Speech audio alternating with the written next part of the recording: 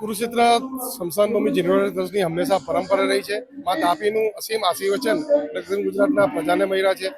જે રીતે ગંગા સ્નાન કરવાથી પુણ્ય મળે છે, યમુના નર્મદાના નીરના દર્શન અને એ કરવાથી પુણ્ય મળે છે, પણ તાપી માતાનું ફક્ત સ્મરણ કરવાથી આપણે પુણ્ય મળે છે. એવી મા તાપીનો આજે પ્રાગટ્ય દિન, જન્મદિન છે.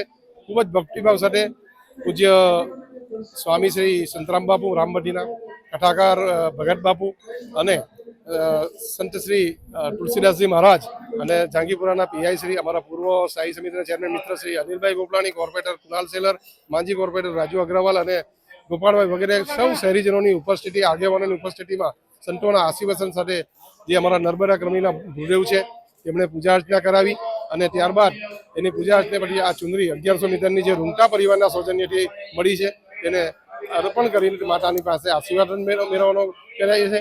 અને તાપીને આજ રોજ ખૂબ જ ભક્તિભાવથી પ્રાર્થના કરી છે. અમારા ગણેશભાઈ જે રાણા છે ભજન મંડળના, એ લોકોએ બી ખૂબ જ રમઝટ બોલાવીને શહેરીજનોને આજે આ ભક્તિભાવથી અહીંયા ઉપસ્થિત લોકોને એક તાપી માતાના ભાવો વિભાર કર્યા છે. આપને સૌને તાપી માતાના આશીર્વચન મળી રહે, સુખ સમૃદ્ધિ મળી રહે એવી નમ્ર પ્રાર્થના અને પૂજા અર્ચના કરવામાં આવી છે.